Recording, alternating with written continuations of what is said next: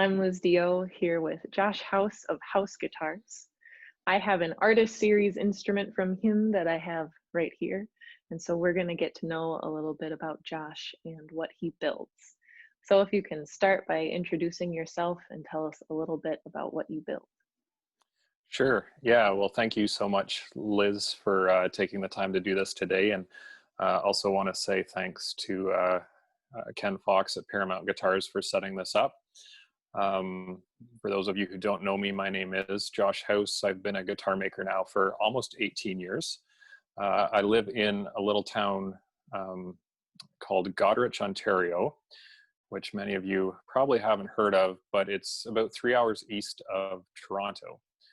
Which you may be more familiar with. So yeah, I build steel string flat top guitars as my focus, but I've also built some nylon string and other models as well.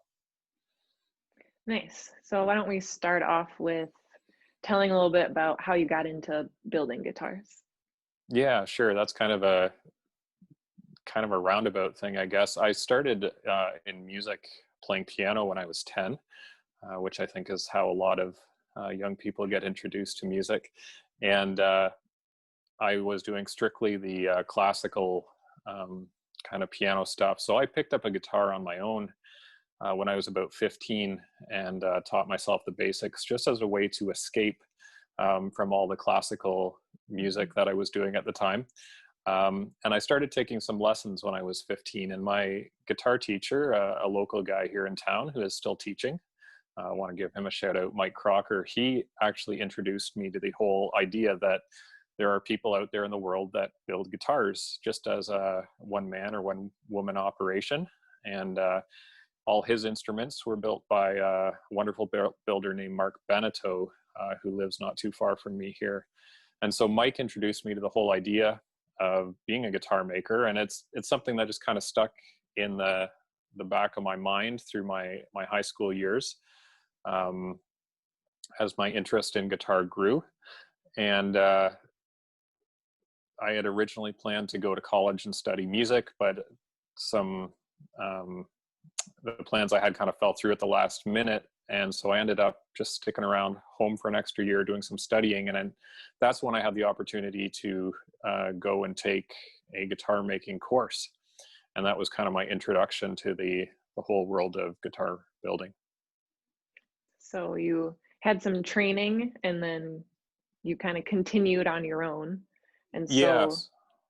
Yeah. So I went and I took a building course offered by Sergey DeYoe, and his name is not as well known in the steel string world as in the classical world, but Sergey was one of the former apprentices of Jean Larrivee of the Larrivee Guitar Company, which was started here in Canada. And Sergey DeYoe, Linda Manzer, Grit Laskin, some of these big names all went through John Larrivee's shop at one time or the other. And so Sergey continues to offer a guitar building course, and it's kind of a compact 4 or 5 week crash course, but that's what I started with, and that's what a lot of Canadian builders started with.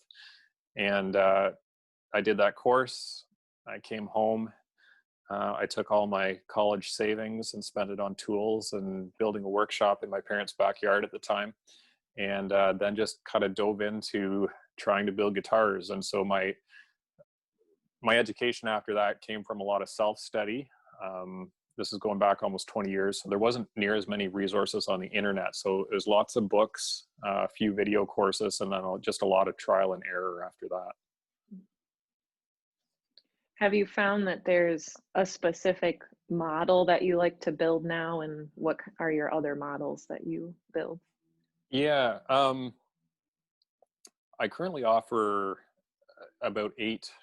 It's 8 different shapes for steel string guitars, and they range right from a kind of a 3/4 size guitar up to a full jumbo, and all sorts in between. And I don't really have a favorite as far as building, just because they all more or less get built in the same method. But my OM guitar has certainly been the most popular model, and I didn't really set out to make it the most popular model, but it just seems to have been the one that people really gravitate through. It's a great mid-size guitar, based on a Martin OM shape, which a lot of people will be familiar with. And so it's really great for fingerstyle. It works well for flat picking. It's a very comfortable guitar to hold. So it's my most popular model. I also have a Grand Auditorium, which is kind of the second most popular, again, a mid-size guitar.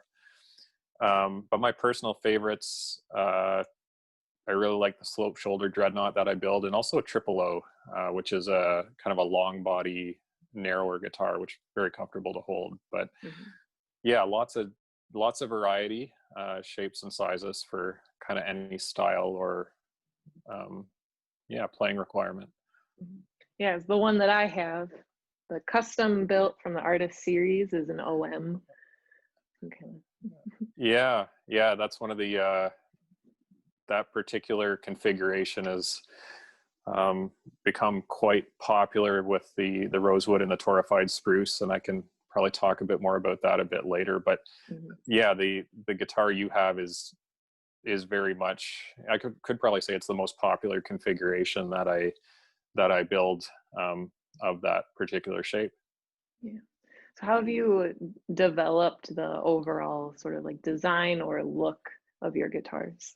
Yeah, I guess initially a lot of it was influenced by the time I spent training with Sergey.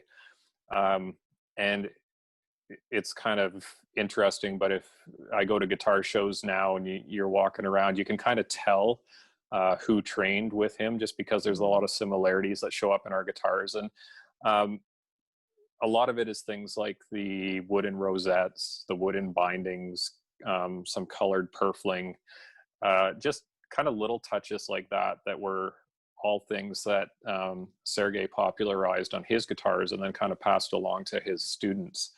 And kind of after that, a lot of it came down to just what I like. And I prefer guitars that are fairly simple and clean looking. So you'll notice that a lot of my instruments have no inlays or minimal inlays, kind of traditional, maybe traditional diamonds or dots or something like that. But in general, they're not very elaborate. I prefer not to do too much with stains, but just let the natural coloring of the wood show through on the different models. And that's not to say I don't ever vary from those things. I do think of myself as a custom maker. So if the client really wants, those options, there's certainly things that can be done. But in general, I just like very kind of clean and conservative looking guitars that just let the natural beauty of the wooden materials show through in the designs. Yeah, that's what I love about mine, is you can really just see how beautiful all the pieces of wood are, and yeah, those small details really make it special. Yeah, and kind of by keeping the design simple, the wood really stands out, where as soon as you start to put some flashy and layer features on, your eye is kind of naturally drawn to that and maybe away from the rest of the instrument. So yeah, so kind of getting into your style, your preferences, do you have anything else to say about like your approach or your philosophy to guitar building? Yeah, I guess initially, probably as with a lot of builders when they're starting out, I was building kind of based on, again, what I learned in my training time with Sergey. And a lot of his philosophy was just built on years and years of experience and what had worked for him. And so it's hard to go wrong when you have a luthier with 30 plus years of training. Usually that means they know what they're talking about. So I definitely started just kind of following in what he taught there. But as I kind of read and studied on my own after that, I gradually picked up different techniques and some more modern techniques, and kind of blended them together with what I'd learned from Sergey. And I find myself kind of at an interesting path right now in my development of building philosophy, because I'm currently pursuing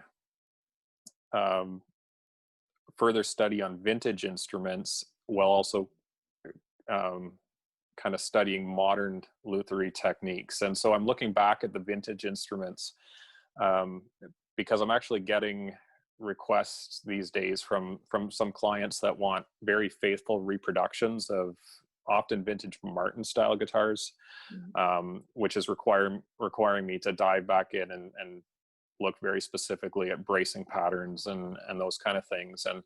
And so I'm learning a lot looking back at the vintage guitars, and also researching the modern ideas that have come out from some of the books that have been published over the past few years, and seeing what other builders are doing.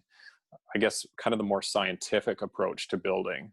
And so it's just a really interesting place where I'm learning things on both ends, and then combining them somewhere in the middle, so that my instruments feature, you know, some of the techniques and materials that have been used successfully on vintage guitars in the past, and then combining that with some of the techniques that are becoming accepted on high-end luthier built guitars.